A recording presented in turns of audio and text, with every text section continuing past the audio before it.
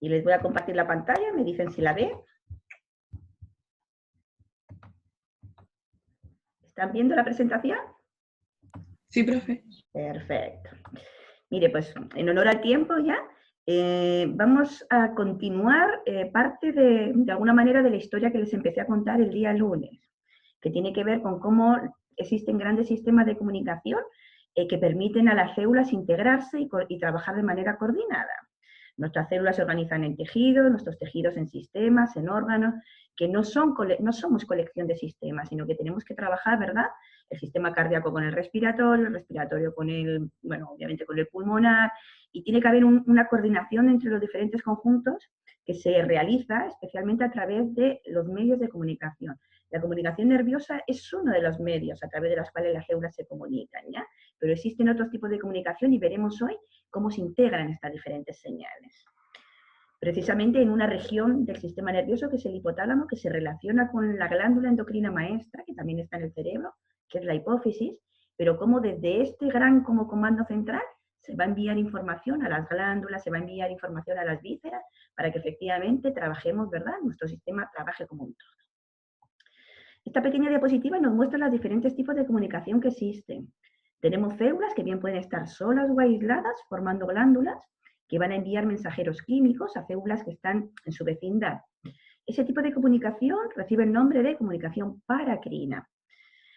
Para diferenciarla de la comunicación nerviosa, donde tenemos también células, pero que en este caso son de origen nervioso, ¿verdad? Que son las neuronas, y a través de la sinapsis van a hacer comunicación con otras neuronas. En este caso, la comunicación nerviosa y la comunicación paracrina decimos que son comunicaciones locales, porque la célula que envía el mensaje y la célula que recibe el mensaje están relativamente en la vecindad.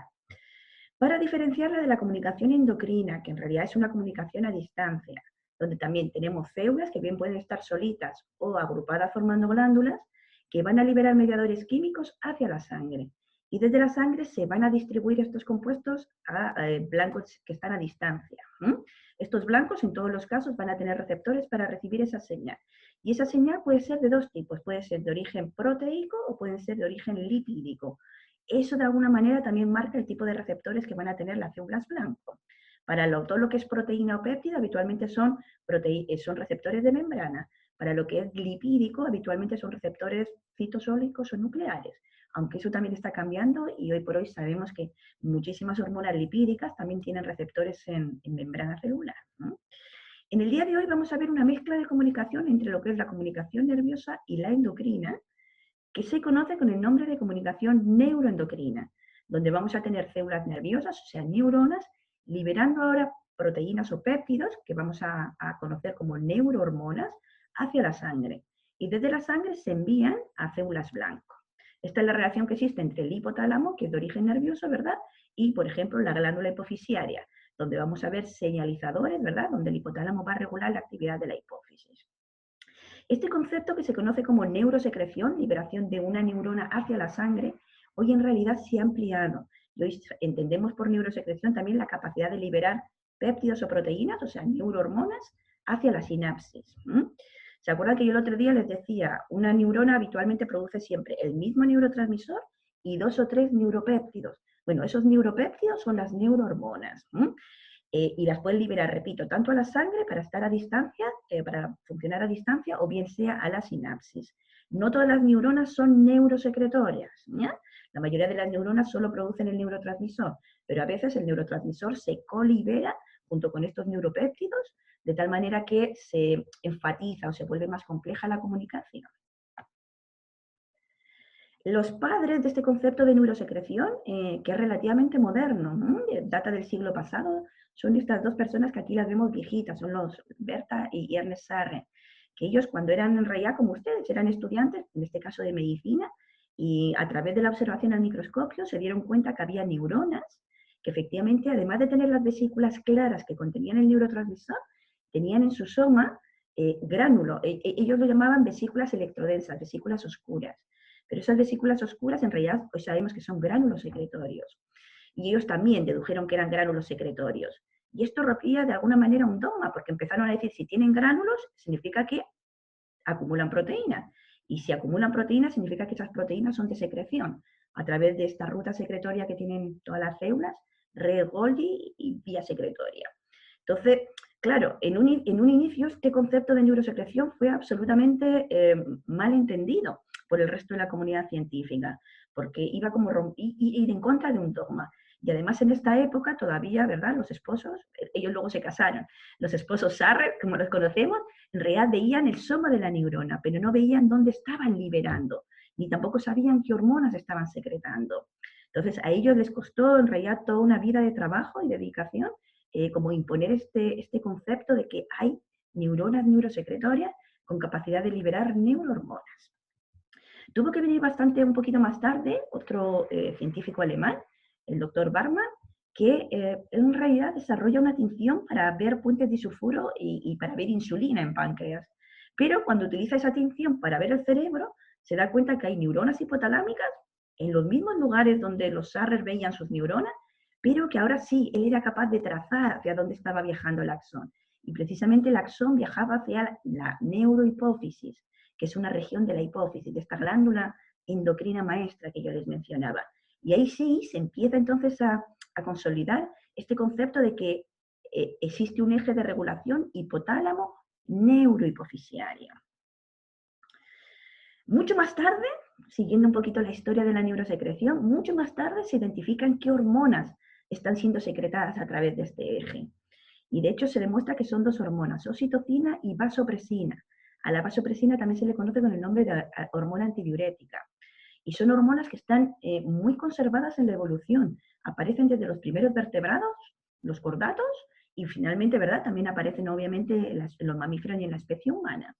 Y también estas técnicas de biología molecular nos demostraron que en realidad estas neurohormonas, este es un concepto para todas las hormonas, no solo para oxitocina y vasopresina, y no solo para las hormonas de origen nervioso, ¿ya? Las hormonas de origen periférico, todas ellas se van a producir en forma de precursores hormonales que en su secuencia contienen efectivamente el compuesto biológicamente activo, pero que cuando se sintetizan como precursores en un inicio, también pueden contener otras moléculas. Independientemente del nombre, ¿ya? Lo que sucede es que este gran precursor se acumula en el granulo secretorio y posteriormente este gran precursor se rompe de manera específica por enzimas del clivaje que hacen que al final, en el momento de la liberación, lo que se libere sea la molécula activa y no el precursor. El precursor no es biológicamente activo porque no hay un receptor para todo ese precursor. Lo que sí tenemos son receptores para, efectivamente, en este caso, vasopresina o oxitocina. ¿Profe? ¿Sí? ¿Cuál sería la función de estos precursores, si es que después lo van a sacar? No, el precursor en realidad la única función lo tienen que ver como un mecanismo de ahorro energético que tienen las células. En sus inicios, el genoma, ¿verdad? Era mucho más fácil como transcribir un G a un mensajero que codificaba para en realidad una proteína que podría tener varios dominios. Nosotros en estos momentos, claro, cuando se rompe el precursor, se libera vasopresina, pero también estas otras moléculas que acompañan al precursor, ¿ya? La neurofisina y el glicopéptido. No le conocemos receptores para estos compuestos. Por eso decimos que no son biológicamente activos, pero en realidad podrían serlo y no lo sabemos. ¿Ya? Ah, claro. Sí, podrían serlo y no lo sabemos, pero es una estrategia que se utiliza mucho desde el punto de vista evolutivo. En vez de tener que andar produciendo muchos genes, de hecho, los estudios de genómica, este proyecto Genoma que hubo a principios de siglo, en realidad demostró que tenemos muy poquita cantidad de genes y muy pocos en diferencia, por ejemplo, a los primates u otras especies. Pero claro, un gen en este caso podría codificar para 3 compuestos biológicos, solo que solo sabemos el rol biológico de uno de ellos. Entonces, son como mecanismos de ahorro energético que tienen, no sé, que de alguna manera se han preservado durante la evolución. Solo se lo menciono para que lo sepan, que claro, teñir inmunológicamente vasopresina o oxitocina es muy difícil. Entonces lo que hacemos, porque ustedes lo van a ver en práctico, es que podemos seguir el tracto hipotálamo, estudiar el tracto hipotálamo neurohipofisiario, porque tenemos anticuerpos para las moléculas que acompañan a la vasopresina y a la oxitocina del precursor. Y cuando vayan a la guía práctica, se van a dar cuenta que dice tinción con anticuerpos para teñir neurofisina. ¿Ya? Indirectamente, cuando teñimos neurofisina, estamos viendo vasopresina, ¿ya? O estamos viendo oxitocina. Solo para mencionárselo porque lo van a ver luego en la guía práctica. ¿Qué otra cosa? Fíjense, 2 moléculas, oxitocina y vasopresina, en realidad son moléculas muy pequeñitas, 9 aminoácidos. son realmente pequeñísimas. Si uno los compara con las hormonas mucho más grandes que llegan a pesar hasta 60 kilodaltos, ¿ya? Por lo tanto, son chiquititas, chiquititas, cuando ya son biológicamente activas. Y son en realidad súper parecidas, excepto en 2 dominios, donde oxitocina tiene interleucina y leucina, vasopresina tiene fenilalanina y arginina. De nuevo, esta pequeña diferencia en 2 moléculas tan parecidas, en realidad condicionan que ambas actúen a diferentes niveles. Oxitocina va a actuar sobre el músculo liso, vasopresina va a actuar sobre los túbulos del riñón a nivel periférico, y cuando se liberan a nivel central, van a actuar, por ejemplo, en los mecanismos del apego, del recuerdo, en la formación de la memoria. O sea, roles absolutamente diferentes. ¿Ya? Entonces, eso también como recordatorio, ustedes que estudian bioquímica, como recordatorio de que en realidad, de nuevo es un mecanismo como de eficiencia energética. Pequeños cambios a nivel genómico dan lugar, o a nivel proteico, dan lugar a moléculas que tienen roles biológicos muy diferentes. También es una especie como de economía energética, ¿ya? Desde el punto de vista evolutivo. Vayamos a ver dónde se acumulan. Hemos dicho que estas hormonas se producen en el hipotálamo, se producen en neuronas. Y la neurona es capaz de traficar estos gránulos secretorios y estas hormonas hasta la hipófisis. Si nosotros nos fijamos en la hipófisis, en esta glándula endocrina maestra, lo que tiene son 2 regiones de origen ectodermal, ectodermo. Una es completamente de origen nervioso y va a contener compuestos de origen nervioso y células de origen nervioso, que es la neurohipófisis, y la otra va a tener células endocrinas, como veremos después. Acá en gris está reflejado la neurohipófisis, y la neurohipófisis tiene 3 regiones. La llamada eminencia media, el tallo infundibular, que es un pequeño pedúnculo. La eminencia media es como el piso del tercer ventrículo. El tallo infundibular es como una especie de embudito y que es la verdadera conexión entre el hipotálamo y la hipófisis, ¿ya? Las 2 partes de la hipófisis. Y luego acá tenemos, que también forma parte de la neurohipófisis, llamada pars nerviosa o lóbulo neural. Lo van a encontrar de las tres maneras. ¿Y qué es lo que tenemos acá en el lóbulo neural? Pues tenemos capilares de tipo fenestrado, bien importante, son fenestrados para facilitar el proceso secretorio, a diferencia de lo que pasa en las otras regiones del cerebro, donde los capilares son continuos, precisamente para proteger al cerebro. Aquí son fenestrados para permitir la liberación de compuestos. Y por ejemplo, acá abajito tenemos un capilar fenestrado, vemos la relación que hay, ¿verdad?, de las terminales nerviosas, aquí lo mismo, de las terminales nerviosas. Recuerden lo que conversamos el otro día. El axón tiene un gran desarrollo del citoesqueleto, especialmente microtúbulos. A través de los microtúbulos viajan las mitocondrias, viajan las vesículas sinápticas, viajan los gránulos secretorios y hasta llegar a la terminal donde, efectivamente, si llega el estímulo de liberación, tanto los compuestos que contiene el gránulo como los neurotransmisores se van a liberar a sangre. Eso le da al axón un aspecto que nosotros le decimos arrosariado, porque no es que sea un axón así como una línea recta, sino que va haciendo pequeñas dilataciones, y en estas pequeñas dilataciones entran los gránulos secretorios, y es en estas pequeñas dilataciones donde quedan los gránulos retenidos por un tiempo, y ahí se produce el clivaje. ¿Ya? Ahí se produce como el procesamiento del precursor, que nosotros le decimos. Y no lo hacen solitos, sino que también lo hacen acompañados de células de la glía. Y esas células de la glía son astrocitos especiales que se conocen con el nombre de pituicitos. Voy a volver de nuevo a explicar cómo es este tracto en otra diapositiva. ¿Ya? Fíjense, acá tenemos la misma neurona. El soma de la neurona estaría en el hipotálamo, concretamente en 2 núcleos del hipotálamo, los núcleos supraópticos y paraventriculares. Hay un tercer núcleo que también produce vasopresina, pero la produce y la libera a nivel central para estos mecanismos de memoria que yo les digo. Solo las neuronas del supraóptico y paraventricular van a enviar su axón hacia la neurohipófisis. Y tenemos acá que si el soma de la neurona está en el hipotálamo, su terminal está en el lóbulo neural y su axón recorre la eminencia media. En el paso práctico van a ver precisamente ese recorrido de la neurona por cada una de estas regiones anatómicas. Y como todas las neuronas, en estos diferentes compartimentos, la neurona hace cosas diferentes. En el soma tenemos que se produce la síntesis genómica y el almacenamiento del precursor en los gránulos secretorios. A través de su viaje por el axón, se produce la formación de la hormona biológicamente activa, es decir, en el gránulo secretorio se está produciendo el clivaje del precursor. Y al llegar a la terminal pueden suceder 2 cosas, que se almacene hasta que llega el evento de liberación y entonces se va a liberar. junto con el neurotransmisor, ¿ya? Por lo tanto, es un proceso de exocitosis que depende de calcio. Y también puede suceder que no llegue el evento de liberación. Y si no llega el evento de liberación, algunos gránulos vuelven como su recorrido hacia atrás y entran en unas dilataciones mucho más grandes que contienen lisosomas y que se conocen con el nombre de cuerpos de Herring. Si acá no llega el estímulo de liberación, la hormona envejece, como todas las moléculas del organismo. No nos interesa tener hormona envejecida, por lo tanto, como que el sistema se encarga de degradar aquello que se envejeció. Y repito, se envejecen estos dominios especiales que son los cuerpos de Herring. Cuando vayan al microscopio, al paso práctico, también van a ver, ¿ya? Estos son pituicitos y estos son los cuerpos de Herring. Son dilataciones mucho más grandes que las que vamos a encontrar en el axón, este que yo les digo de tipo arrosariado. Así, ¿ya? Tenemos que se establece un eje de regulación y lo vamos a entender después, de primer orden, porque hay uno de segundo orden que aparece después en la evolución y que desde el punto de vista energético es mucho más exquisito, ¿ya? Pero en este eje de primer orden, ¿qué es lo que tenemos? Tenemos la neurona del supraóptico paraventricular que produce la hormona que la almacena en gránulo secretorio y que proyecta su axón hacia el lóbulo neural. Cuando viaja el gránulo a través del axón se va procesando. Cuando llega al lóbulo neural o se almacena o se libera. Y si se envejece, se degrada, ¿ya?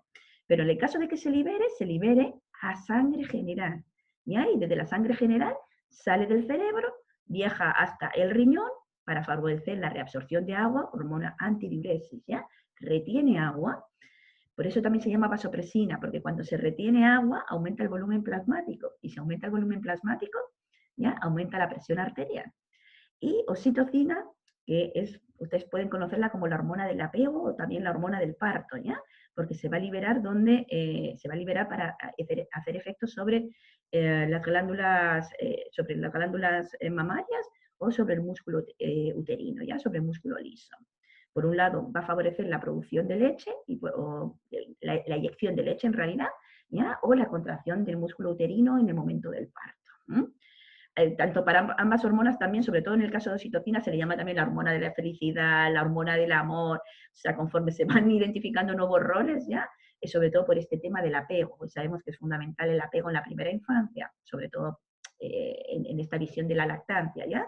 De la lactancia materna. Entonces, tenemos que hay roles periféricos y obviamente que tenemos roles centrales. El apego, la formación de memoria, etcétera, son roles centrales. Por lo tanto, ya intuimos que estas neuronas, además de liberar a sangre periférica, también van a liberar al líquido cefalorraquídeo a través de las dendritas, ¿ya? En este caso, ¿no? A través del axón. Y esa hormona ahora en el líquido cefalorraquídeo viaja a los lugares, viaja al hipocampo, donde se forma la memoria, viaja al sistema límbico, donde le damos un componente emocional a la información, ¿ya? Y ahí entonces tiene roles centrales que son muy diferentes a los que hace periféricamente. Se llama de primer orden, así también los van a ver ustedes en el microscopio óptico. Fíjense, este es un corte donde vemos el tercer ventrículo, donde vemos acá los núcleos paraventriculares, acá vemos los núcleos supraópticos. Ustedes además en el práctico van a ver los núcleos supraquiasmáticos, ¿ya? Pero repito, los núcleos supraquiasmáticos nunca proyectan al lóbulo neural, sino lo que lo hacen a nivel central, a otras regiones del cerebro. Y cuando vayan a ver la imagen, acá tenemos las neuronas, son neuronas de cuerpo muy grandes, se las llaman magnocelulares, neuronas de cuerpo grande, que cada una, las del paraventricular envían su axón hacia abajo, las del supraóptico envían hacia arriba, y juntas forman el tracto hipotálamo neurohipoficiario. Lo van a entender muy bien cuando vayan al paso práctico. Acá con una imagen es difícil como visualizarlo, ¿ya? Pero van a ver luego todo el tracto llegando hasta el lóbulo neural. Y acá tenemos efectivamente, si estos son los axones que se juntan, por otro lado tenemos dendritas que van a ir hacia el líquido cefalorraquídeo del tercer ventrículo o del espacio subaracnoideo para cumplir otras funciones. ¿Cuáles son los estímulos? Yo un poquito les he adelantado. ¿Cuáles son los estímulos para que estas hormonas se liberen? No es muy eficiente desde el punto de vista energético que produzca cosas que luego se vayan a envejecer. No es lo normal. ¿Ya? Veremos que el sistema neurosecretor de segundo orden es mucho más eficiente en eso. Pero este primer sistema neurosecretor nosotros decimos de emergencia, lo llamamos también que es un sistema neurosecretor de emergencia, por los roles sobre todo que tiene vasopresina. ¿Ya? Sus estímulos de liberación, si hemos dicho que es retener agua y aumentar la presión, ¿cuáles son sus estímulos de liberación? Pues lo opuesto, ¿verdad? Cuando nos baja por deshidratación, nos va a bajar el volumen plasmático. Por hemorragia nos va a bajar la presión sanguínea y el volumen plasmático también, por supuesto, ¿ya? En condiciones de estrés, en realidad ambas condiciones, tanto la deshidratación como la hemorragia son condiciones de estrés y son condiciones vitales. Nuestro organismo no se puede permitir el lujo de que suceda un evento de este tipo y que la neurona empiece a producir, a transportar y a liberar. Eso lleva su tiempo. Entonces, prefiere gastar energéticamente, gasta en tener hormona, para que en caso de que sea necesario pueda ser liberada. Pero habitualmente nosotros no vamos ni deshidratándonos ni vamos teniendo hemorragias, ¿verdad? Entonces, en realidad hoy sabemos que el 99% de la hormona que se produce en este tracto hipotálamo neurohipoficiario nunca se va a liberar, ¿ya?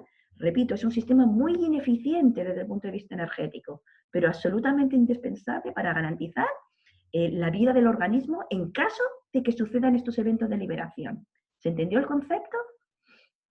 A costa de energía, nosotros de alguna manera garantizamos que en caso de que suceda una hemorragia o una deshidratación, estamos preparados para que estas hormonas empiecen a hacer su efecto. No podemos darnos el lujo de empezar a producir en ese momento, ¿ya? Eso hace que efectivamente quizás nunca alcanzamos a liberar o liberamos muy poquito de lo que se produce. Entonces, energéticamente, para la neurona es muy costoso, pero como es un eje de emergencia, necesitamos tenerlo para garantizar la supervivencia del organismo en su conjunto. Profe, ¿Sí? ¿cuánto dura más o menos estas hormonas antes de ir a los cuerpos de Henry? Mira, es algo que se desconoce, porque de hecho también se desconoce por qué mecanismo, ¿verdad? La terminal sabe que es una hormona envejecida, ¿ya? O que es un gránulo envejecido. Yo tengo una sospecha, o muchas veces conversándolo, ¿verdad? Con mis profesores maestros. Mire, todas las moléculas tienen como un tiempo de vida, ¿ya? Las moléculas que están en membrana, las moléculas que están en el citosol, siempre hay un recambio. En el caso, por ejemplo, de los glóbulos rojos, no sé si ustedes saben cuál es el tiempo de vida de un glóbulo rojo. ¿Se lo han dicho? 120 días, por ahí, ¿no? 120 días. Porque a los 120 días la membrana del glóbulo rojo cambia, expone ácido siálico y entonces al pasar por el bazo, las células del bazo identifican que ese glóbulo rojo está envejecido porque hay cambios en su membrana. Yo sospecho que acá es exactamente lo mismo, que hay cambios en la membrana del gránulo secretorio de tal manera que le hacen no reconocer o ser ineficiente en la manera de socitarse. Y esa exposición de alguna molécula, que perfectamente también podría ser ácido siálico, esa exposición sería la que hace que sea reconocido como un gránulo viejo, que contiene entonces una hormona vieja, y de ahí entonces iría a los cuerpos de Henry. Pero es una pregunta que 100 años más tarde, en realidad no podemos contestar. No sabemos ni cuál es el reloj que tiene el gránulo, ni sabemos tampoco, ¿verdad? Bueno, sí que hemos aprendido un poquito sobre la participación del pituicito. No voy a entrar, pero ahí hay una interacción neuroglial para favorecer, por ejemplo, la liberación, ¿ya? Pero todavía hay preguntas que efectivamente nosotros desconocemos a pesar del tiempo que ha pasado, desde que se descubrió el eje. Vale, gracias. ¿No hay de qué? Ya ese era el tracto hipotálamo neurohipoficiario. Vamos a ver cómo en la evolución empezamos a tener nuevas incorporaciones, nuevas adquisiciones, ¿ya? Acá yo les muestro el desarrollo de la hipófisis. De momento solo hemos visto el desarrollo de la neurohipófisis. Les he dicho que era neuroectodermo, ¿ya? Este es el tercer ventrículo, este es el piso del tercer ventrículo que efectivamente durante el desarrollo embrionario empieza a descender y desciende formando la neurohipófisis. Pero acá en rojito tenemos que también procedente del neuroectodermo o del ectodermo tenemos la cavidad de la boca, ¿ya? Y del techo de la cavidad de la boca empieza como un pedacito de tejido embrionario que empieza a ascender hasta comunicarse con la neurohipófisis. Bueno, pues este pedacito que empieza a ascender, que se conoce como bolsa de Rathke, terminará siendo la adenohipófisis, para diferenciarla de la neurohipófisis. Y esta adenohipófisis también tiene varias regiones. Entre las regiones que tiene, acá están coloreadas, ¿ya? Tenemos la pars intermedia, la pars distalis y la pars tuberalis. Independientemente de los nombres, lo más importante es que la adenohipófisis es una verdadera glándula endocrina. Va a tener células que producen hormonas que por sangre van a llegar a glándulas de la periferia, a las glándulas que tenemos nosotros, por ejemplo, ¿ya? La tiroides que veremos, la glándula adrenal, los órganos reproductivos. De tal manera que ya empezamos a ver que puede existir, y de hecho existe, ejes de regulación entre el hipotálamo, la hipófisis, en este caso la adenohipófisis, y las glándulas, el sistema endocrino periférico. La idea es que ahora vayamos repasando un poquito cómo es este segundo eje de regulación, que es mucho más evolucionado, mucho más perfecto, ¿verdad? Tenemos elementos de regulación que efectivamente también, así como nos permiten coordinar mejor, ser más eficientes, la neurona solo va a producir en la medida que lo necesite, ya nos hace también ser más vulnerables. Y entonces podemos tener enfermedad hipotalámica, hipofisiaria o de la glándula endocrina periférica que nos afecte. Ahorramos, ¿ya? Somos más eficientes, pero también somos más vulnerables. Veamos en esas tres regiones, fíjense acá. Esta es la histología de la hipófisis. Comparen el lóbulo neural, neurohipófisis, con adenohipófisis, la parte intermedia y la parte distalis. Claramente, la parte intermedia y la parte distalis, y también la parte tuberalis, tienen células, ¿ya? Células con capacidad de secretar hormonas. A diferencia, repito, del lóbulo neural o neurohipófisis, donde en la práctica lo que tenemos son las terminales axonales de neuronas cuyo soma está en el hipotálamo. O sea, es mucho más nervioso que tiene mucho más componentes nerviosos que obviamente la adenohipófisis. Si nos vamos al detalle, vemos células que se tiñen de dos maneras. Nosotros decimos que hay células eosinófilas o acidófilas y células basófilas. Unas se tiñen de un color rosado un poquito más intenso y otras de un color azulado. Hoy sabemos que cada una de estas poblaciones en realidad representa diferentes tipos de células por su capacidad de secretar diferentes tipos de hormonas. Las células basófilas se conocen con el nombre de tirotropas si secretan la hormona estimulante de la tiroides, o TSH. También son basófilas las células que van a liberar hormona estimulante de la corteza adrenal, de la glándula adrenal. Esas células reciben el nombre de corticotropas. También son basófilas las poblaciones de células gonadotropas, que van a secretar la hormona luteinizante y la hormona folículo estimulante. Fíjense que su nombre ya nos está indicando dónde están cumpliendo su función. La hormona estimulante de la tiroides va a cumplir su función en la tiroides. La hormona estimulante de la glándula adrenal en la glándula adrenal. La hormona folículo estimulante y luteinizante, ustedes todavía no lo saben, pero folículo estimulante es el desarrollo folicular en el ovario, ¿ya? O luteinizante va a ser la hormona que va a mediar la producción, por ejemplo, de estrógenos y la producción de testosterona, también en los órganos reproductivos, ¿ya? Tanto en el ovario como en el testículo. Esas son las poblaciones basófilas. En cambio, las poblaciones acidófilas o eosinófilas son las somatotropas, que van a liberar la hormona de crecimiento, o lactotropas, que van a liberar prolactina. En este caso, como no es tan obvia la relación, pero la prolactina, proleche, ¿dónde va a actuar? En la glándula mamaria. Las somatotropas, ya, somato es como de crecimiento, de soma, de cuerpo, ¿ya? ¿Dónde va a actuar? En los huesos y en los músculos, ¿ya? Entonces, en la práctica tenemos ya el hipotálamo, sabemos que hay algún tipo de relación, todavía no lo hemos visto cuál, sobre la adenohipófisis, pero sí sabemos ahora que la adenohipófisis libera componentes hacia la sangre periférica para ahora coordinar o regular la actividad endocrina periférica. De tal manera que sí tenemos la posibilidad de trabajar como un todo, ¿ya? De que nuestros diferentes sistemas se coordinen entre sí. Estas poblaciones se pueden ver por tinción o al microscopio electrónico porque tienen gránulos secretorios de diferentes tamaños, ¿ya? Claro, ustedes ya pertenecen a una época en la que las tinciones en realidad más desarrolladas son las inmunológicas. Tenemos anticuerpos que reconocen la hormona tiroidea, tenemos anticuerpos que reconocen cada una de estas hormonas que yo les he dicho, pero históricamente se clasificaban cuando uno iba al microscopio electrónico y uno veía por acá, por ejemplo, uno tenía que contar toda esta cantidad de gránulos, el diámetro, y yo, obviamente había textos de literatura que nos indicaban que, por ejemplo, las tirotropas acumulan su hormona en gránulos de muy pequeño tamaño. En cambio, las gonadótropas sabíamos que eran los gránulos de mayor tamaño. Estas otras probablemente sean corticótropas, ¿ya? Entonces empezábamos a hacer estudios. Yo no me doctoré hace tanto tiempo, pero en realidad a mí me ha tocado contar gránulos secretorios, cientos de gránulos secretorios en cientos o miles de células, hasta lograr identificar por el diámetro efectivamente qué tipo de células estábamos viendo. Esto es un poquito lo mismo para mostrarles lo mismo, ¿ya? Acá en azul, las poblaciones basófilas, gonadotropas, tirotropas, corticotropas. Acá, bueno, la afinidad, ¿verdad? La hormona que secreta, ¿ya? Las gonadotropas, hormona luteinizante y folículo estimulante. Las tirotropas, hormona estimulante de la tiroides, que también se conocen como tirotrofina. Lo mismo que las somatótropas, que liberan la hormona del crecimiento, que también se llama somatotrofina. Les marco acá el concepto de trófico, trofina, ¿ya?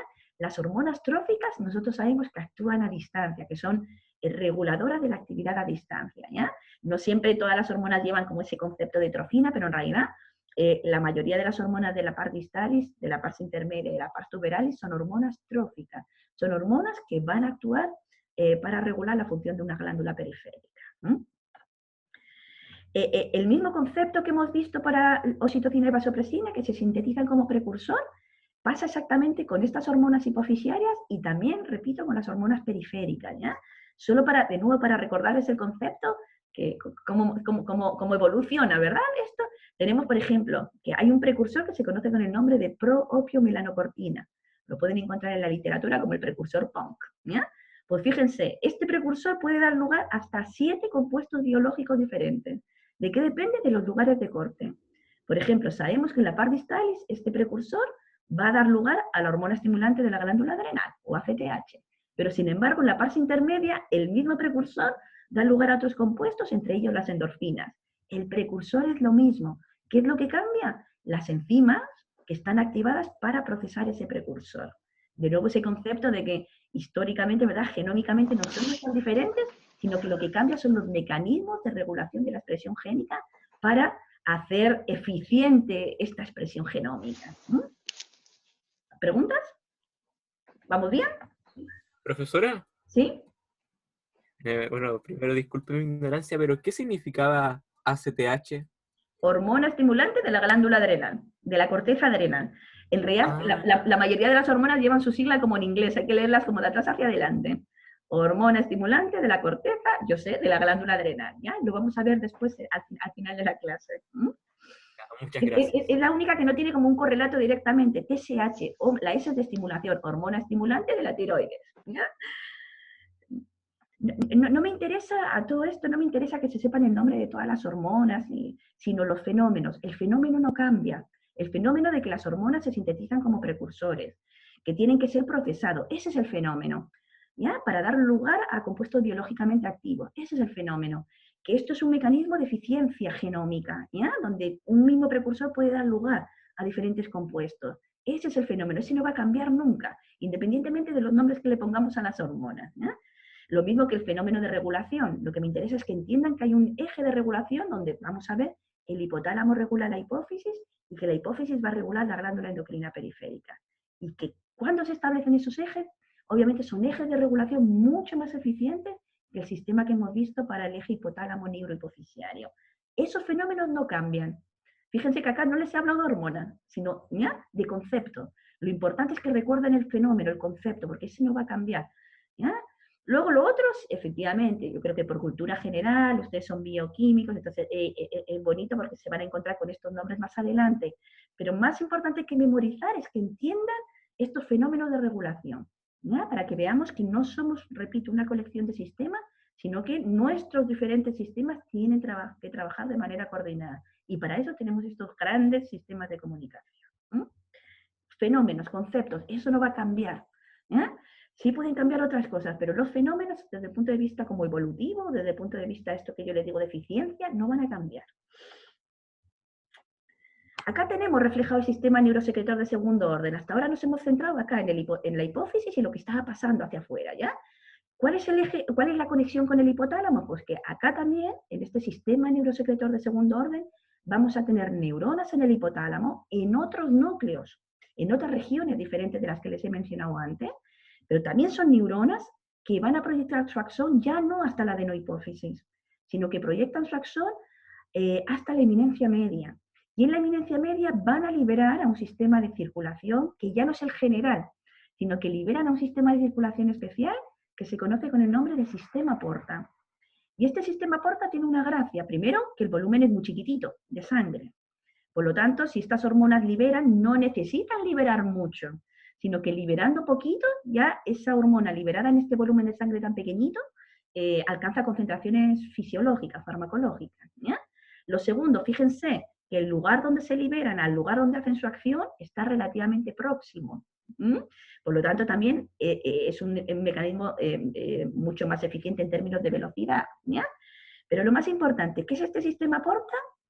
Es un sistema especial de circulación donde tenemos dos plexos arteriales unidos a través de un sistema venoso. Esta es la excepcionalidad, la vena. Habitualmente, la capilarización, ¿verdad?, viene de arterias, arteriolas. Después de las arteriolas, tenemos que los vasos, el sistema circulatorio se capilariza. En cambio, aquí tenemos una segunda capilarización que procede de venas y no de arterias o arteriolas. Entonces, tenemos dos plexos capilares unidos a través de un sistema venoso. El plexo capilar primario está en la eminencia media y el plexo capilar secundario está en la par distalis. De esta manera, los factores que libera el hipotálamo llegan rápidamente a la par distalis para controlar la secreción de estas hormonas que van a tener sus blancos a distancia. Es la hormona hipofisiaria la que sale del cerebro, no la hormona hipotalámica, como pasaba en el primer caso. ¿Qué es lo que nos permite esto? Eficiencia. Tenemos que el eje de regulación se va a activar cuando, estas son glándulas, las glándulas periféricas secretan sus propias hormonas. Por lo tanto, el eje de regulación se va a activar cuando la hormona periférica esté baja. Y se va a inhibir cuando esta hormona periférica, cuando esté en concentraciones altas, sea capaz de volver al hipotálamo o a la hipófisis para frenar su propia producción.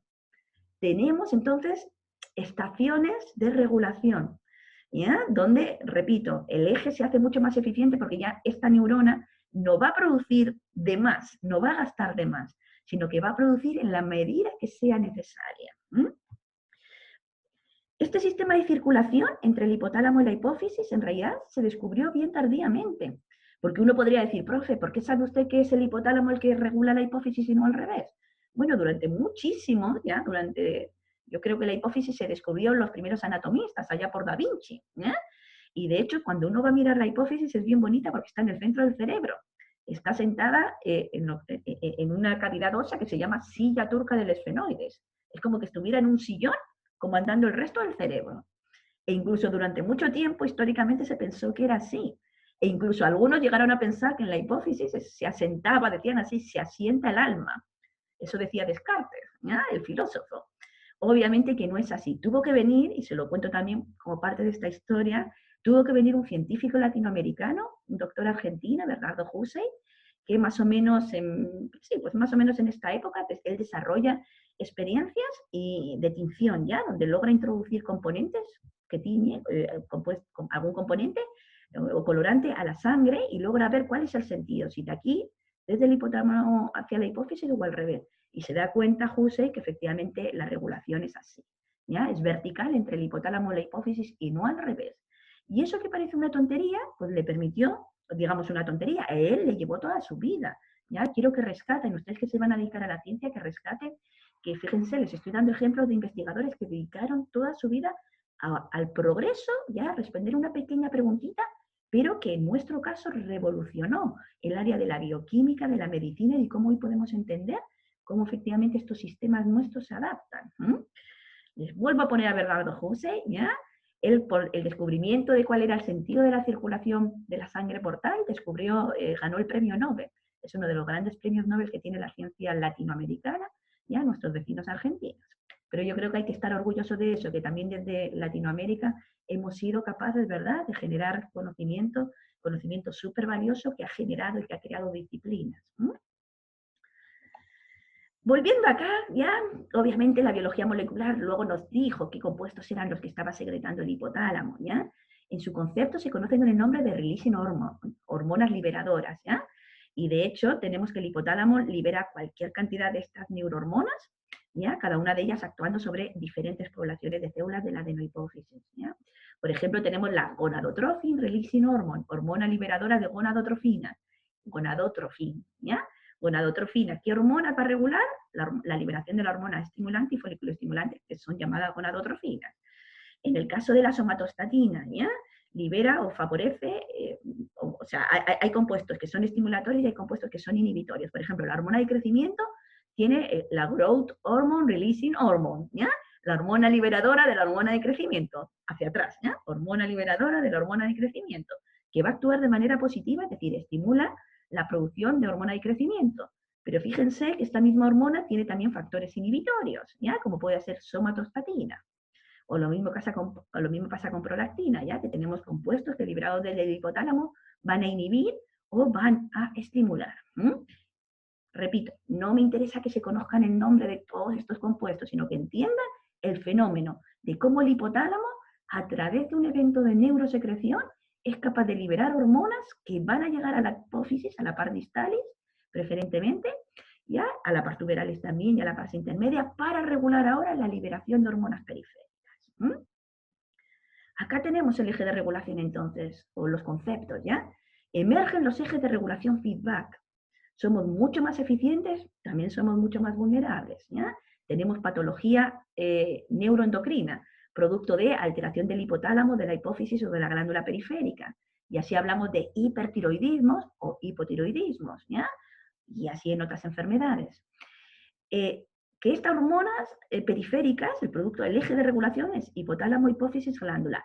Es la hormona que libera la glándula periférica la que va a volver a la hipófisis o la que va a volver al hipotálamo para regular su propia producción. Y eso se le llama regulación feedback, ¿ya? Porque el eje se va a activar cuando la hormona periférica esté bajita en concentración y se va a inhibir cuando esa misma hormona periférica le diga al hipotálamo y a la hipófisis que ya no es necesario producirse. Y más importante, pareciera hasta ahora, ¿verdad?, que hemos hablado de ejes individuales: hipotálamo, hipófisis tiroides, hipotálamo, hipófisis gonadal, hipotálamo, hipófisis adrenal. En realidad, los ejes se cruzan. Y el mejor ejemplo es el hipotálamo, hipófisis tiroideos como el eje metabólico, ¿ya? Pues el eje metabólico se cruza, por ejemplo, con el reproductivo, ¿ya? Y tenemos que, en condiciones, por ejemplo, de baja masa, de metabolismo bajo, como puede pasar en las mujeres que tienen anorexia, ¿ya? Tenemos que la función gonadotrófica, la función reproductiva, se inhibe, ¿ya? O el eje del estrés, de nuevo, hipotálamo, hipófisis adrenal es el llamado eje del estrés, que también se cruza con el gonadotrófico, ¿ya? Tenemos que en condiciones de estrés puede haber mujeres que no quedan embarazadas precisamente por la condición de estrés, no porque les falle algo en su sistema reproductor, sino que el eje del estrés se cruza con el gonadotrófico y entonces tenemos que es ahora el gonadotrófico el que no funciona de manera adecuada. Por lo tanto, son ejes que es cierto, los podemos ver de manera vertical, pero tenemos que ver también cómo se cruzan para generar salud y cómo se cruzan también para generar enfermedades. Es muy bonito. Acá tenemos de nuevo el eje hipotálamo, hipófisis, órgano blanco. El hipotálamo liberando sus factores liberadores, la hipófisis liberando su hormona trófica y la glándula periférica liberando su hormona periférica, que cuando ya está en concentraciones altas, vuelve a entrar a la hipófisis y vuelve a entrar al hipotálamo para regular su propia producción. Mucho más eficiente. Esta neurona hipotalámica no necesita producir de más, necesita producir solo cuando sea necesario, cuando el eje se active. Es muy bonito, no me digan que no. Vamos a ver ahora llevado a la práctica, ¿ya? Sí, vamos bien de tiempo. Ya, vamos a llevarlo ahora a la práctica, para estudiar dos glándulas periféricas, la glándula tiroidea y la glándula adrenal, que tienen sus particularidades. Histológicamente son muy sencillas, van a ver. Partamos por la glándula tiroidea. Se van a ubicar acá, ¿ya?, en el triángulo anterior del cuello, por detrás, por así decirlo, de la prominencia tiroidea o del cartílago cricoideo, la llamada nuez que tienen los hombres. Entonces, de partida es una glándula, la glándula tiroides, que es palpable, cosa que no pasa con otras glándulas, ¿ya? De tal manera que los médicos solo con palpación pueden saber si la glándula está en un estado normal o ha crecido, decimos que se hipertrofia, o todo lo contrario, que se ha reducido en tamaño, bien sea por diferentes enfermedades, tumores, cánceres, ¿ya?, etc. ¿Qué es lo que tenemos? De nuevo, la porción anterior del cuello. Ustedes saben anatómicamente, lo han visto también en histología, tenemos la tráquea, pues a ambos lados de la tráquea tenemos los dos lóbulos de la tiroides que se unen a través de un puente o istmo. Y a veces embebido en la cara posterior de la tiroides podemos tener a su vez otra glándula periférica, que es la glándula paratiroidea. Habitualmente tenemos 4 glándulas paratiroideas, es muy difícil que fallen las 4, ¿ya? Por lo tanto, la mayor parte de la patología está asociada a la patología tiroidea, más que a la paratiroidea. Si uno vincula, digamos, la glándula con algún tipo de molécula, va a ser con el yodo y con el calcio.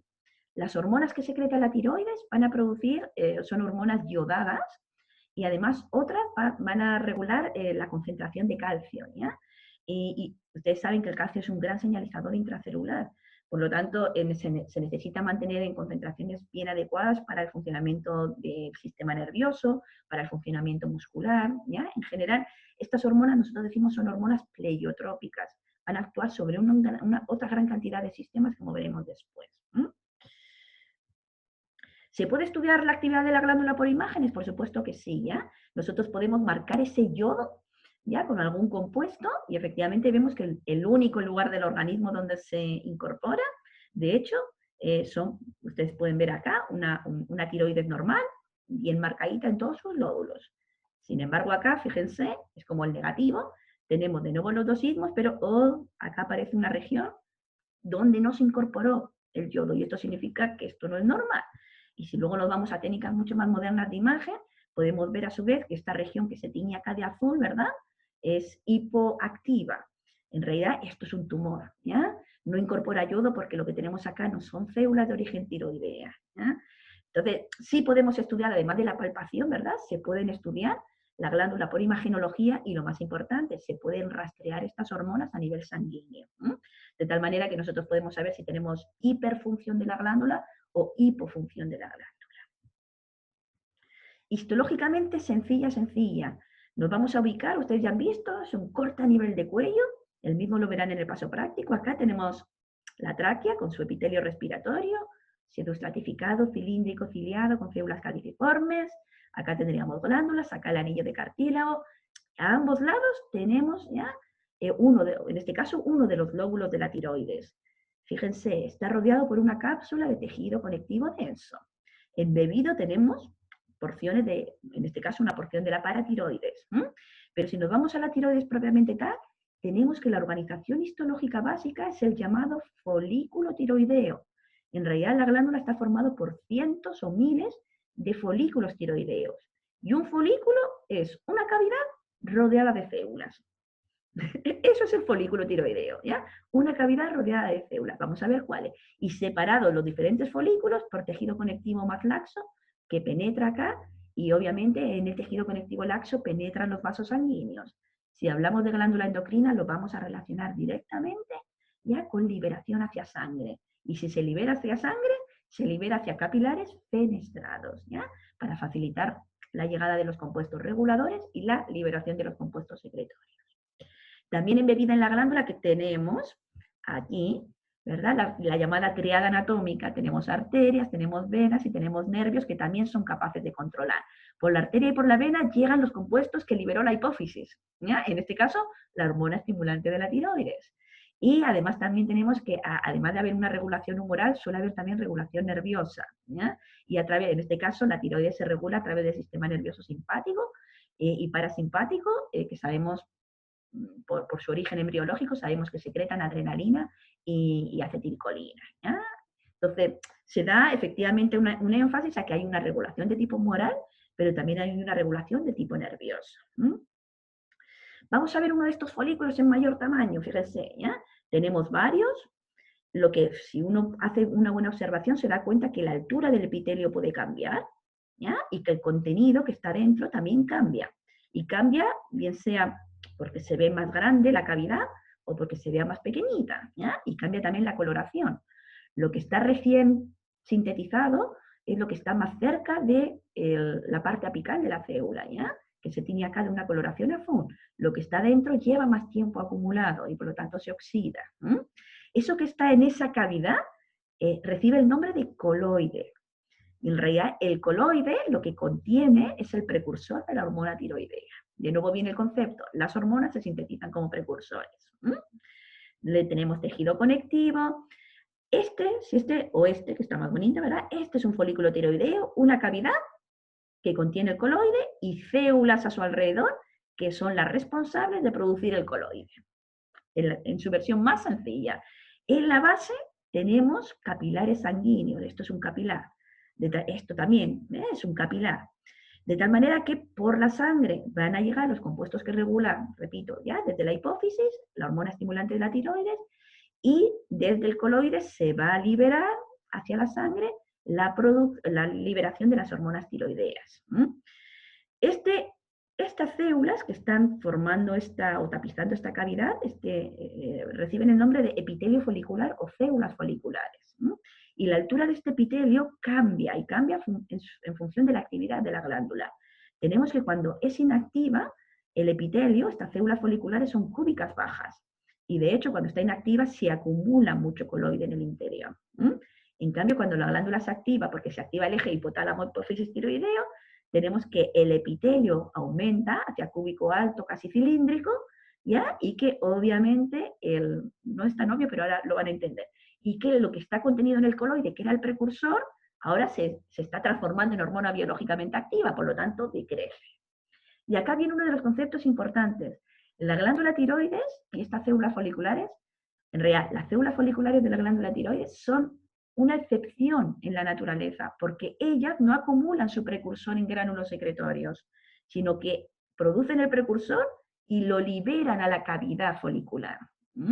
Acá está el precursor. Ellas no van a tener gránulos secretorios, pero cuando la glándula se activa, toman ese precursor, lo vuelven a incorporar a sus células, lo biotransforman y ahí recién se libera la hormona biológicamente activa a la sangre. Lo van a entender mejor cuando vean la microscopía electrónica, ¿ya? De nuevo tenemos este folículo tiroideo con sus células foliculares. Estas células foliculares, acá es un epitelio cúbico bajo, núcleo claro, eucromatínico, tienen abundantes mitocondrias. Acá se ve la relación con el vaso sanguíneo, fenestrado, fíjense. ¿Ya? Estas son células polarizadas. Hablamos de una parte basal que contacta con la lámina basal y con el vaso, y una parte apical que contacta con el coloide. El precursor de las hormonas tiroideas es la llamada tiroglobulina. De hecho, es la tiroglobulina yodada, ¿ya? Se almacena yodada ya en el interior del coloide. Y cuando el eje se activa, esta misma célula toma la tiroglobulina, la lleva a lisosomas, la transforma en hormonas T3 y T4, se llaman así, ¿ya? Estas son las verdaderas hormonas biológicas y esas se liberan a la sangre. Entonces, quizá como concepto, ¿verdad? Entender la organización folicular. Hablamos de folículos cuando tenemos células en relación a una cavidad. Hablamos de una excepcionalidad, que es que estas células foliculares no acumulan sus compuestos en gránulo, su precursor en gránulo secretorio, sino que lo producen y lo acumulan en el coloide.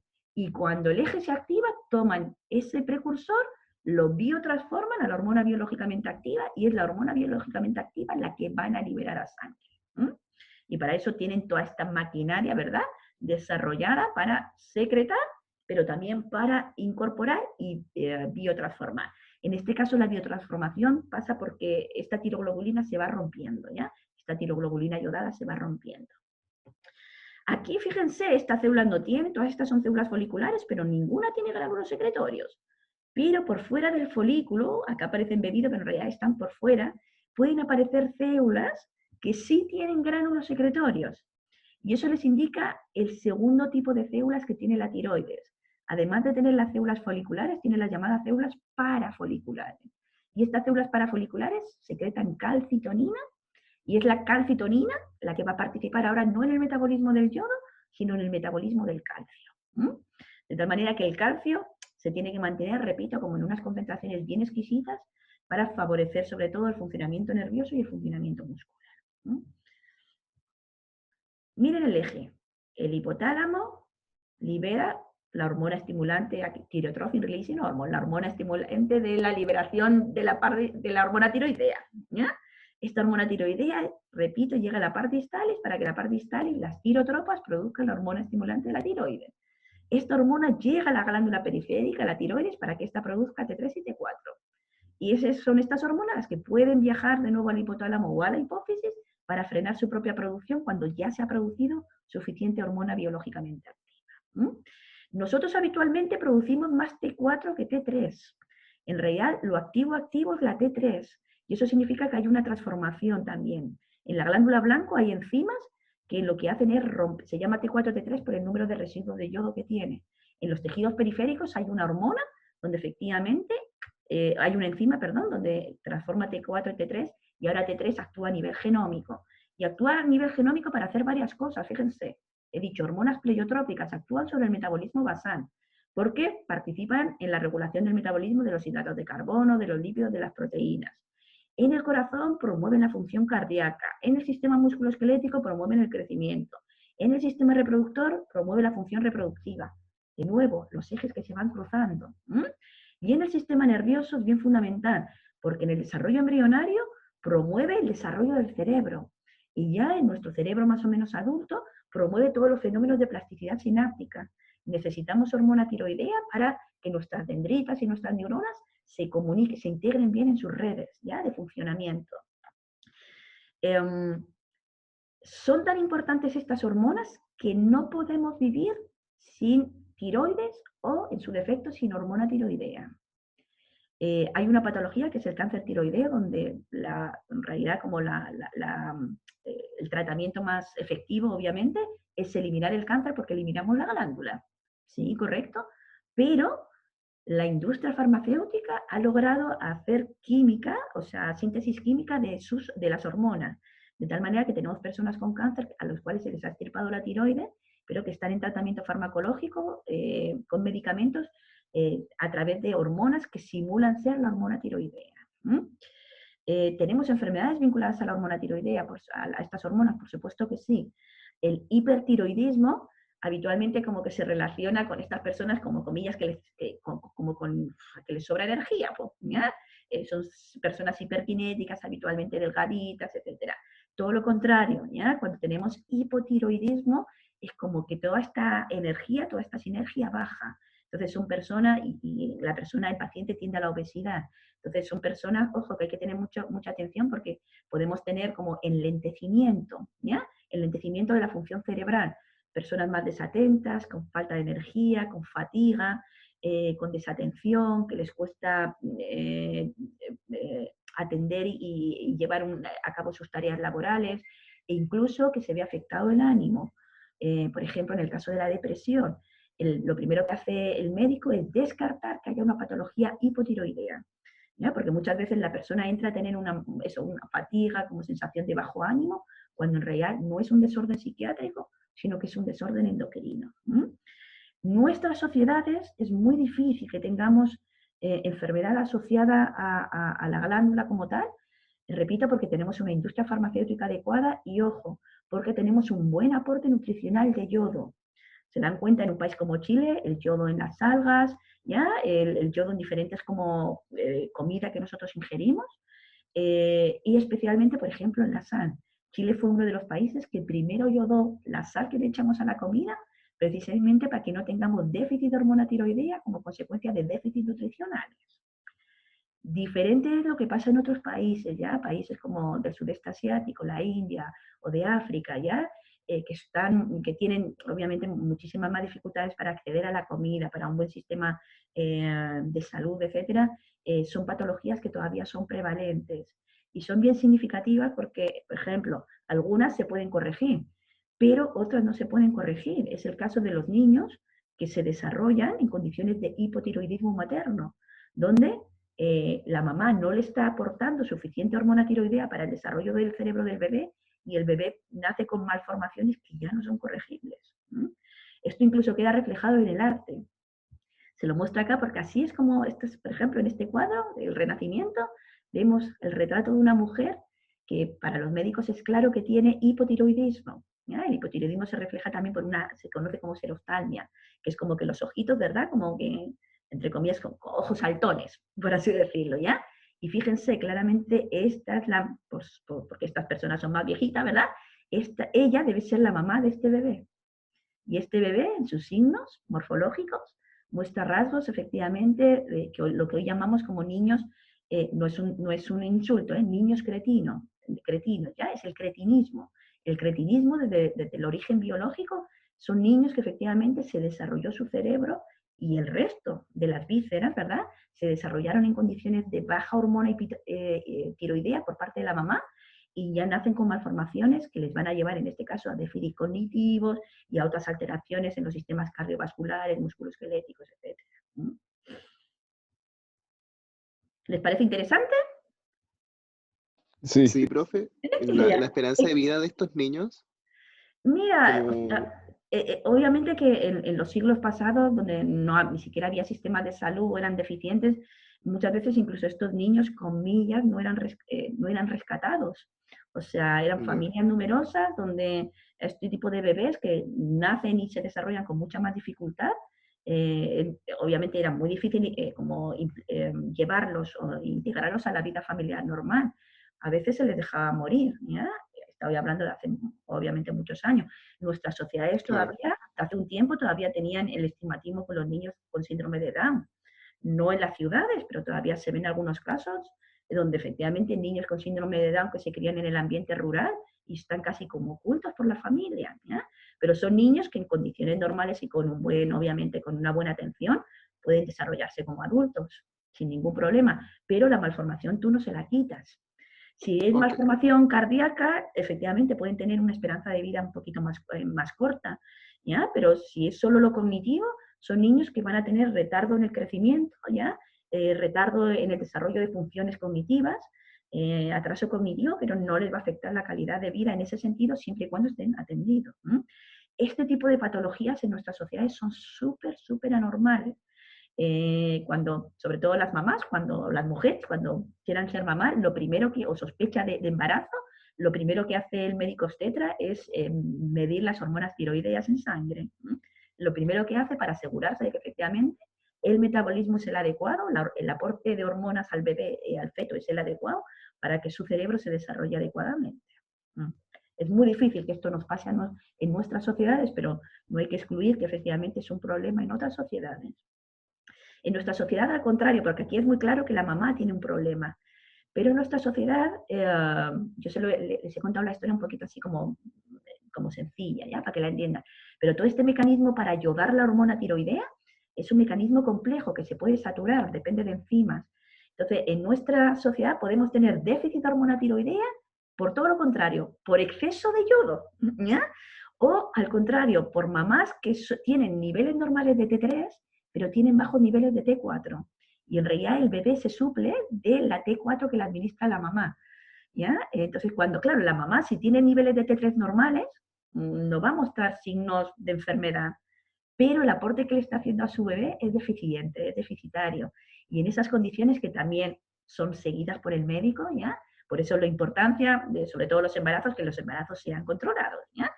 Pero en esas condiciones también los bebés están súper atentos de que el aporte de T4 y T3 en sangre por parte de la mamá sea la adecuada. Fuera de eso, en realidad, nosotros no solemos tener patología tiroidea porque se manifiesta muy bien. Todo esto que les decía, el hiper y el hipotiroidismo, en realidad se manifiesta muy bien y aparecen signos clínicos muy rápidamente y el médico puede aportar al tratamiento aportando químicamente la hormona cuando está, sobre todo, en defecto. Es raro que nos pase, pero claro, tenemos que estar atentos, ir al médico cuando corresponde y en el caso de que estemos embarazadas, con mayor razón. Les llevo ahora a la otra glándula, que es la glándula adrenal, también para recordar este eje hipotálamo-hipófisis adrenal, que se conoce como eje del estrés. La glándula adrenal se parece a la hipófisis, ¿en qué sentido? En que tiene dos regiones, ¿ya? Y que tienen orígenes embriológicos diferentes. En este caso es una glándula que también es capsulada, tiene una cápsula de tejido conectivo denso, se llama adrenal o supraadrenal, porque está encima, como en el polo superior del riñón, ahí la ubican. Y tiene una corteza y una médula. La médula es claramente origen nervioso, de hecho, proviene de los derivados de las crestas neurales. Cuando la doctora Rosairi les habló del desarrollo del tubo neural, hay una parte, ¿verdad?, del tubo, surge el cerebro y la médula, pero de los derivados de las crestas surgen derivados hacia la periferia. Bueno, pues las células de la médula adrenal, en la práctica, son derivados de estas células que descienden. Y por lo tanto son células nerviosas, ¿ya? De hecho decimos que son, comillas, neuronas modificadas, porque son neuronas que han perdido su axón, no son las típicas neuronas del cerebro, sino que son neuronas que han perdido su axón para liberar a sangre. Pero si nos vamos a la corteza, es todo lo contrario. Acá tenemos verdaderas células endocrinas, ¿ya? Y vamos a diferenciar tres capas. Los límites no son muy claros, como lo verán en el práctico de histología. Hay como 2-3 capitas de células que se reúnen como formando como niditos, ¿ya? Que recibe el nombre de zona glomerulosa. para diferenciarla de la zona fascicular, donde tenemos verdaderos cordones de células, y la zona reticular. La sangre entra a la glándula a través de arteriolas aferentes que hay en la cápsula y drena hacia un tipo especial de capilares. Hemos hablado de los continuos en el cerebro, hemos hablado de los fenestrados, por ejemplo, en la tiroides. La corteza adrenal lo que tiene son capilares sinusoidales. ¿Ya? Aquí vemos que el lumen de esos capilares sinusoidales se va haciendo cada vez más amplio hasta llegar a la zona reticular, donde finalmente ya en la médula drenan hacia venas. Entonces, en definitiva, ¿qué es lo que tenemos? Tenemos células que van a liberar a sangre, la sangre que recorre toda la corteza, que recorre toda la médula, y finalmente desde la médula ya, a través de estas grandes venas, los compuestos secretorios salen hacia el exterior. Y salen hacia el exterior de nuevo a todas las vísceras y a todas las... Son hormonas de nuevo pleiotrópicas. Van a actuar sobre el sistema cardiovascular, sobre el respiratorio, sobre los órganos reproductivos, ¿ya? Entonces también van a tener ciertos diferentes blancos. ¿Qué hormonas secretan? Las células de la glomerulosa secretan mineralocorticoides como la aldosterona, que participa en el control de la presión arterial.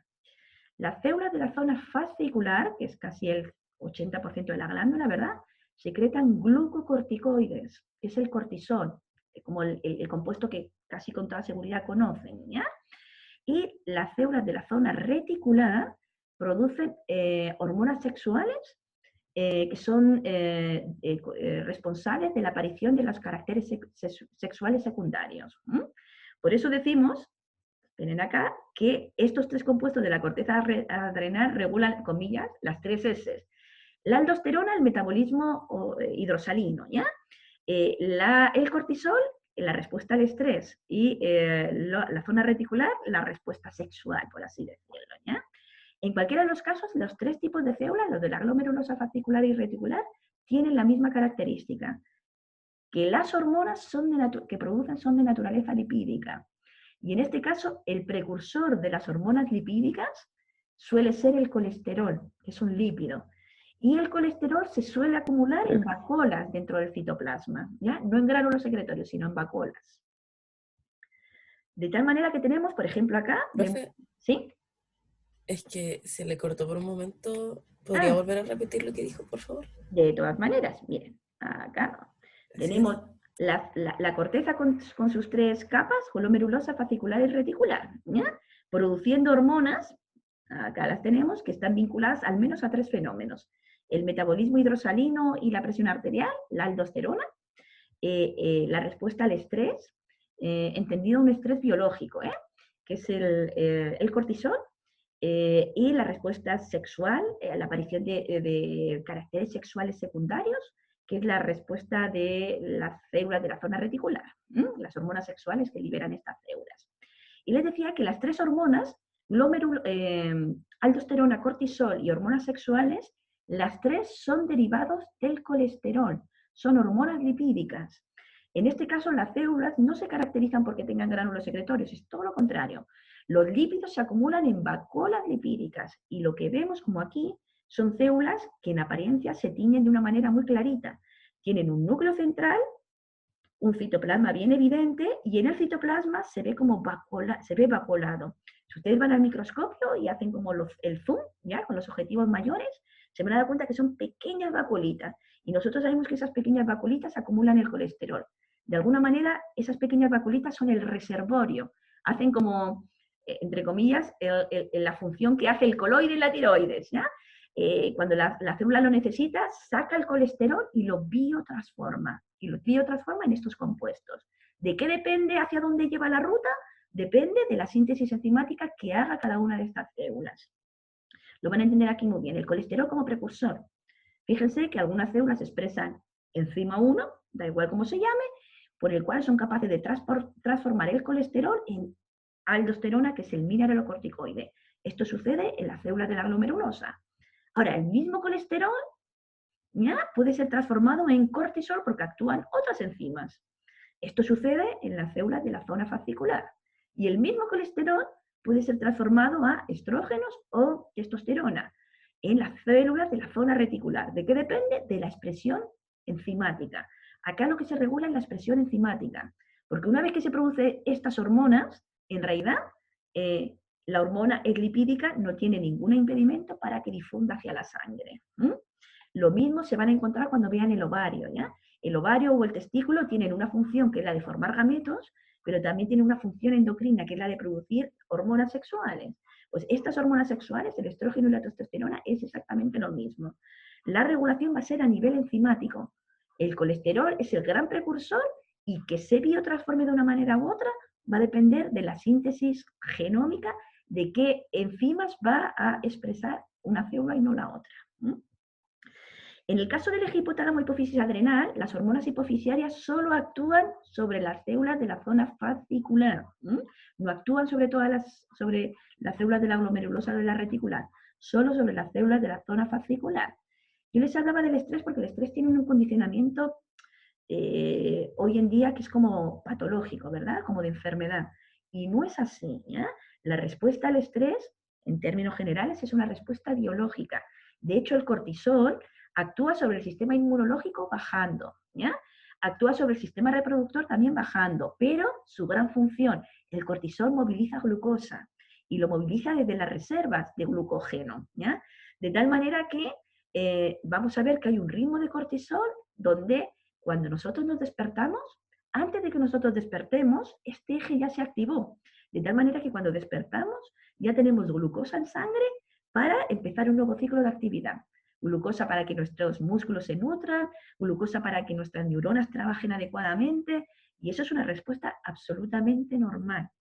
¿Cuál es el problema de este eje hipotálamo hipófisis adrenal? Que en condiciones de enfermedad y está activado por mucho más tiempo del imprescindible, del necesario, y ahí el cortisol empieza a ser negativo, ¿ya? Empieza a actuar de manera negativa y somos más, por ejemplo, más susceptibles a tener enfermedades. O empieza, ese cortisol entra al cerebro y en el cerebro actúa, por ejemplo, sobre el hipocampo para que ustedes tengan como menor capacidad de atender o de aprender, ¿ya? Eso es lo que nos pasa a nosotros, por ejemplo, cuando nos llega el periodo de pruebas, ¿ya? Cuando llega el periodo de pruebas estamos como en una sensación como de alerta, pero mantenida en el tiempo. Esa es la respuesta biológica patológica, ¿ya? Pero de manera normal y sin que nos demos cuenta, nosotros tenemos un sistema donde este eje se activa solo o debiera de activarse solo en un periodo de tiempo muy, muy chiquitito. Y en ese periodo de tiempo es en el amanecer, ¿ya? Para que ustedes cuando despierten ya tengan movilizada la glucosa para empezar a tener actividad. De hecho, este eje hipotálamo hipófisis adrenal también está vinculado con la presencia en condiciones patológicas, con la aparición de enfermedades psiquiátricas de tipo depresión, ¿ya? Entonces, es bien importante también en nuestro mundo, donde andamos corriendo para todas partes, etcétera, que ordenemos nuestras actividades en el tiempo, porque efectivamente una respuesta de estrés mantenida por un tiempo muy prolongado ya no es biológica, fisiológica, sino que es patológica y puede ser además consecuencia de tener otro tipo de enfermedades. Aquí vemos el eje, bueno, las diferentes hormonas, y aquí vemos el ritmo de cortisol. Fíjense, esto es la noche, esto es el día, el máximo es justo cuando termina la noche, es decir, en el amanecer. Luego en realidad se mantienen niveles más o menos bajos. ¿Cuándo se puede volver a activar?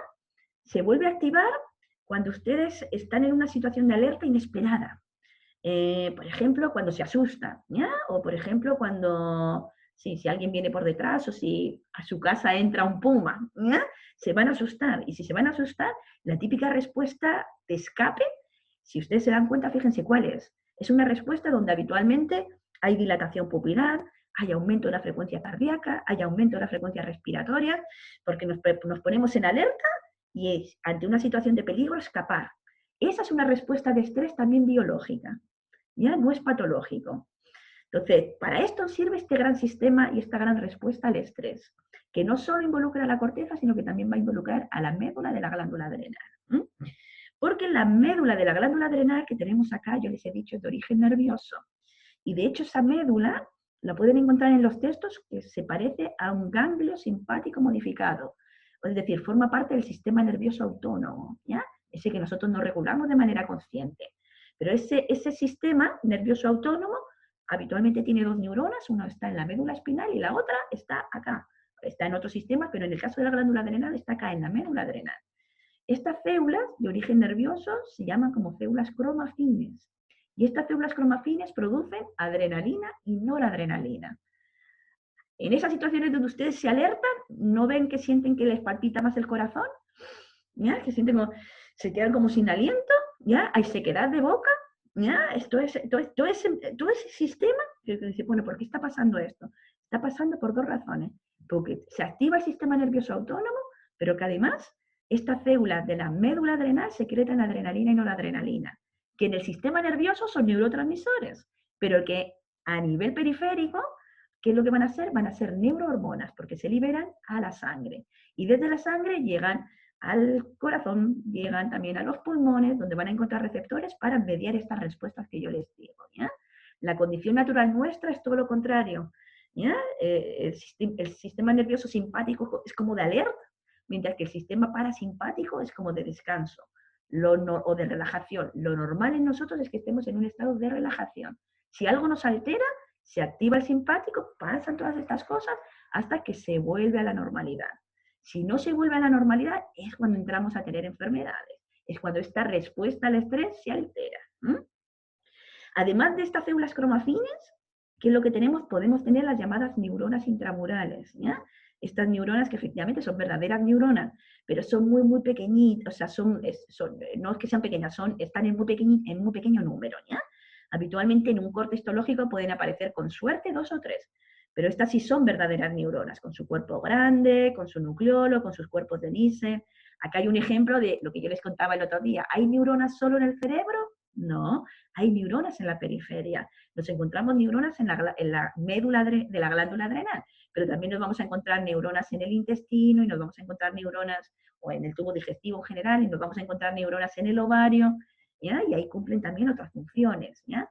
De hecho, gran parte de estas neuronas forman parte del llamado sistema neuroendocrino difuso, ¿ya? Que van a favorecer el peristaltismo, que van a favorecer pues, parte del desarrollo folicular en el ovario, etcétera, etcétera.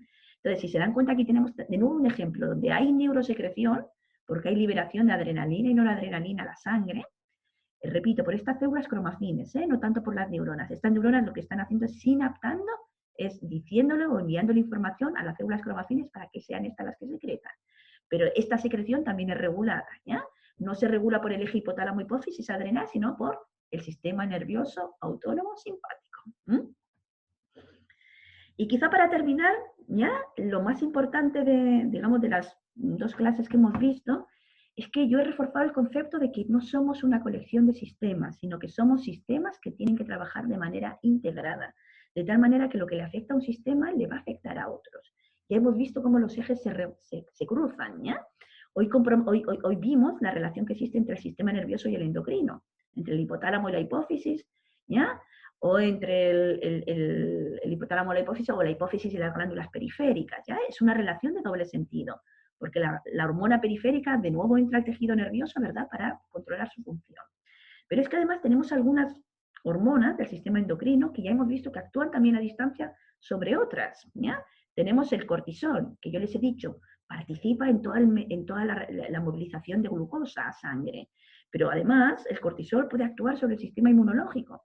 Si hemos dicho que es una respuesta de alerta, en las respuestas de alerta también son respuestas vitales.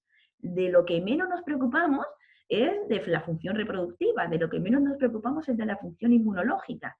De hecho, sabemos que el cortisol impacta de manera negativamente al sistema inmunológico. Cuando ustedes están en condiciones de estrés, es más fácil y es más susceptible que ustedes se enfermen, que sean más propensos a tener infecciones o alergias, ¿ya? Ese tipo de cosas. Por lo tanto, aquí vemos que hay un flujo de relación entre el sistema nervioso, el endocrino y el inmunológico.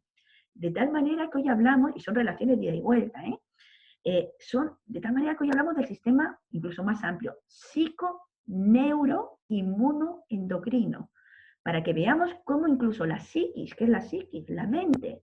Porque uno entiende el sistema nervioso que hay un cerebro que es físico, que puede influir, pero ¿la mente puede influir sobre estos sistemas? Por supuesto que sí. Solo de esa manera se puede entender que, por ejemplo, ante un duelo, haya personas que desarrollan un cáncer, ¿ya? O ante un estrés, ¿ya? Tenemos personas que no son capaces de quedar embarazadas.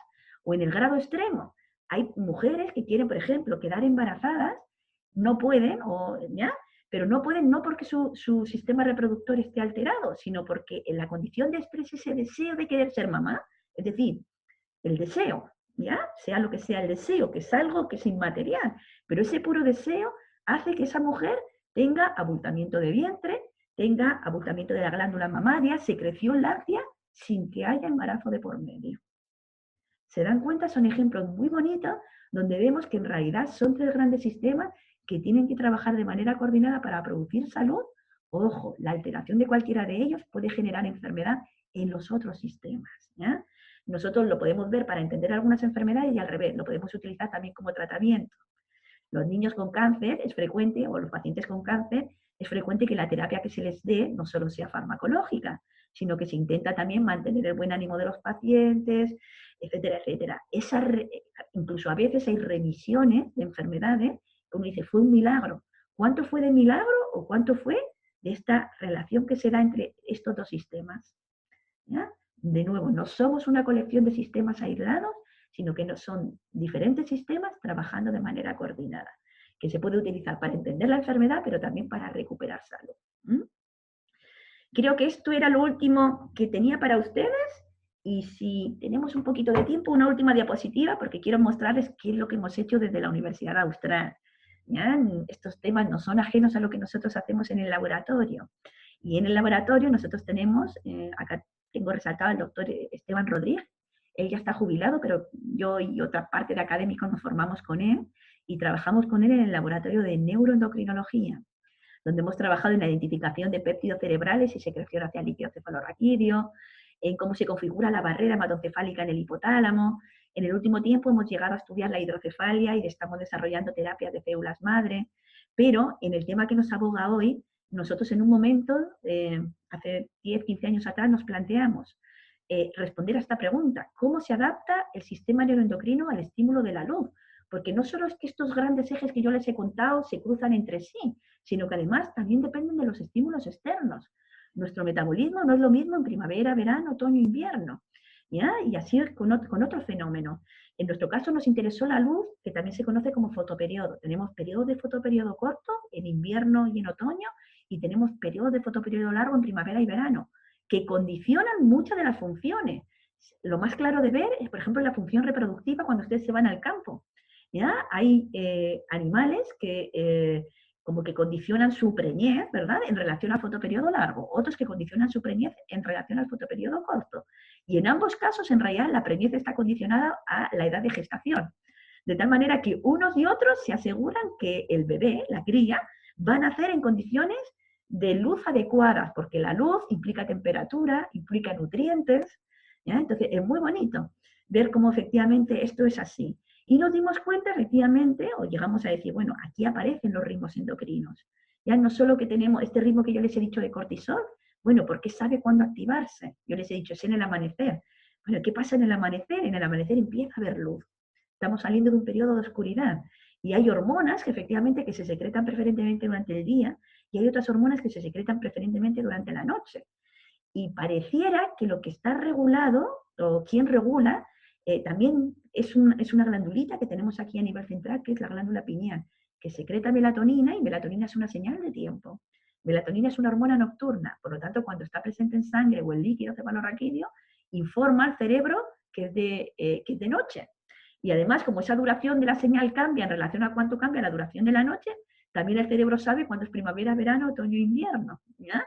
Entonces, es la señal de melatonina. En el caso de cortisol, cuando baja melatonina, porque empieza a haber luz, ¿ya?, es cuando tenemos el pico de cortisol. En cambio, tenemos hormonas nocturnas, melatonina de noche, porque su producción empieza a producirse de noche.